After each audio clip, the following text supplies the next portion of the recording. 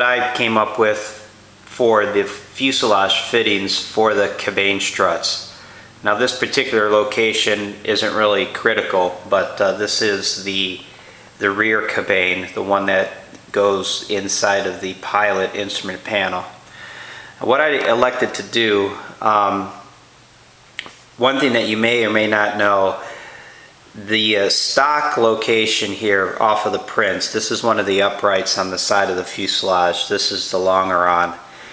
And for me, having the cabane bracket in this location put it too close to the back seat of the passenger, which I didn't care for. So I added these extra pieces of spruce so I could move this bracket back from this position back to here. And this gives me room here then for the actual cabane strut itself to fit. But what I had decided to do with the metal brackets, I elected from the surface of the instrument panel here, the instrument tray is what I call it. From here, a good dimension for me was 3/4 of an inch to go from here to center line of the cabane bolt.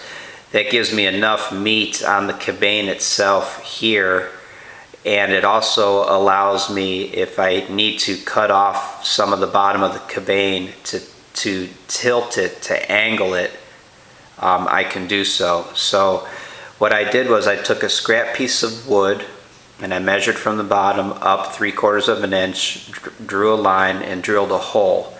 And then I took my metal fitting and bolted it to that. This hole here is the actual mounting hole for the cabane strut.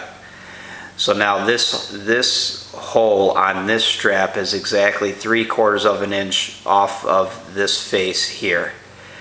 This is just a holding jig to maintain that 3/4 of an inch. And then I position the angle of the bracket so that I get this angle here, which is in line with this. With this strut. It seems like every time I shoot a video I've got a cold or something. I don't get it.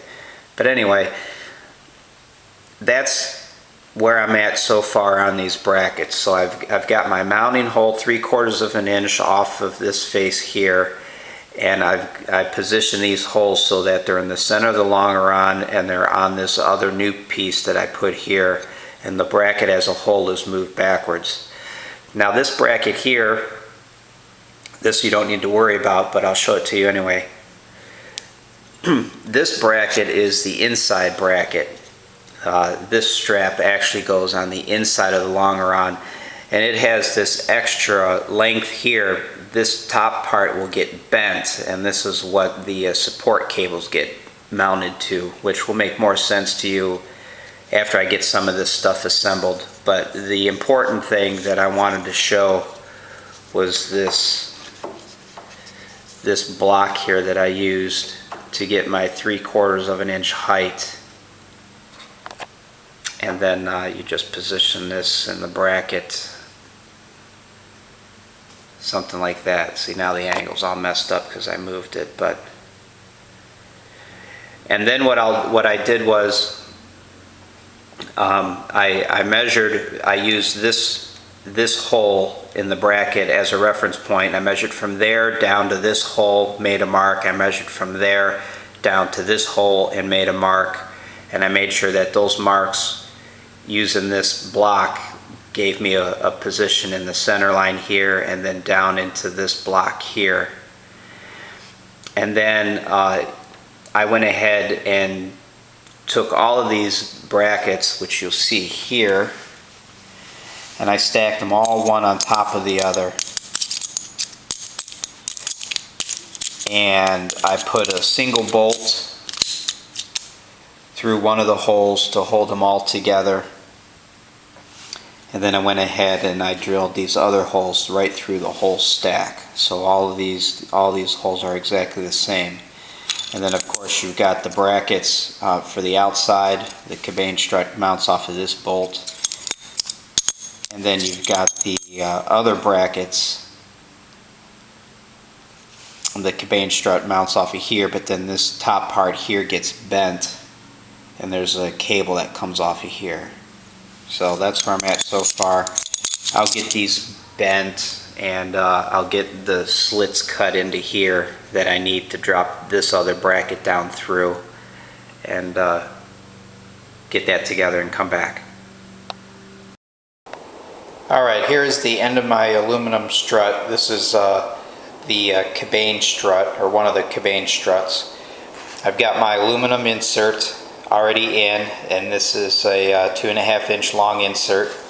I've got the angle cut here, the relief angle cut, which I have a couple pictures of, that will allow the strut to tilt depending on where the wing has to be located. And I've got the insert itself centered on the flats that are integral to the strut itself. So this insert is centered on the flats here and here. Now you could look down the end of these. You can't tell here because of the lighting, but you can actually look down through these and make sure that the opposite end of this insert down here is also in alignment. You don't want the far end of the insert off one way or the other. You want to make sure it continues to go down a straight line. So what I'm going to do now is I have a pencil mark here which represents center line of the insert, and I'm just going to mark a pencil line using a square straight up the center line of the insert.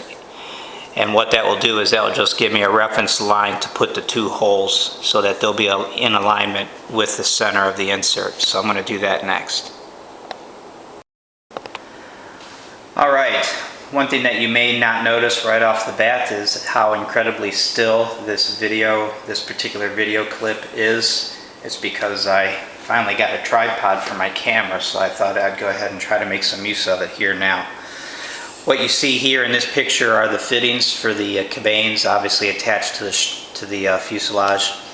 This is an 1/8 inch piece of plywood, just scrap plywood, that I'm going to throw in here as a spacer.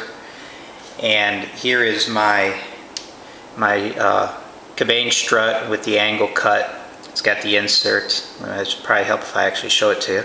It's got the insert in it. It's got the angle cut for the tilt. And if I can get the glare off of it, here is the line that I just talked about drawing on it.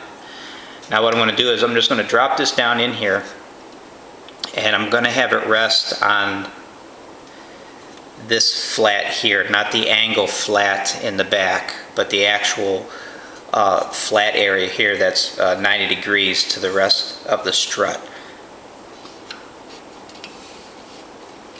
So I'll get that in place, and I'll move it so that the line that I drew is now center of the hole, and you can see it's flat here.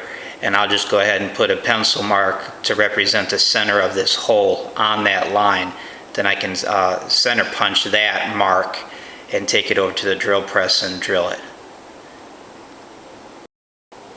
So here's the strut with the insert, and you can see the pencil line that represents center down the length of the insert, and then the two punch marks for the holes.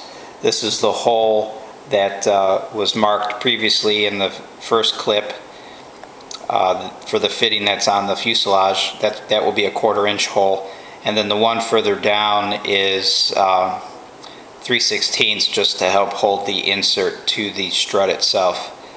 And since my inserts are 2.5 inches long, this hole is roughly 2 1/4 from this end. So that's where I'm at this point. And I'm going to get the drill press set up, and then I'll come back and explain some other things. Alright, so back to the strut.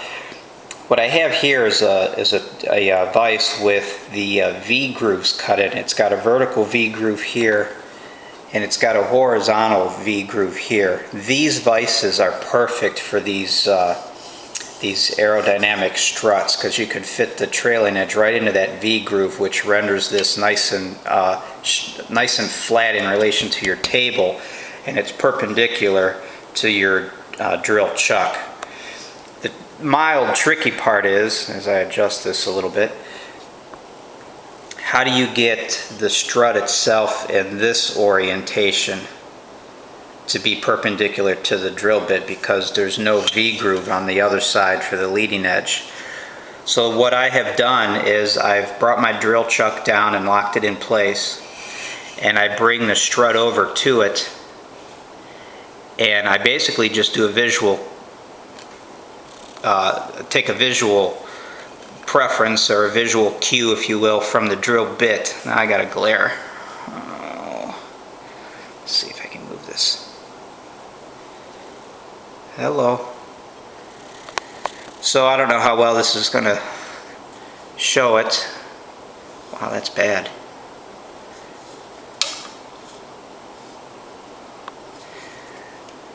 It's like a light show, isn't it? Alright.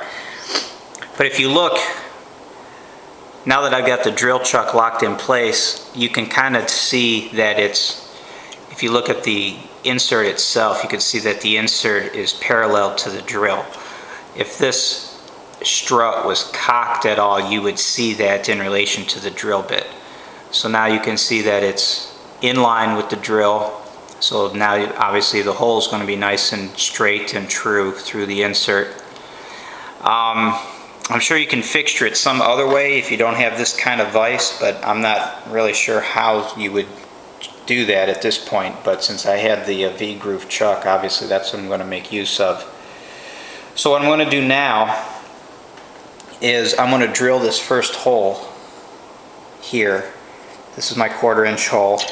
I work it up to 1/4 inch in steps. I start with this little drill bit here, and then I go up to 3/16, and then I'll drill it out with the 1/4 inch, and then I'll come back. Alright, stand by.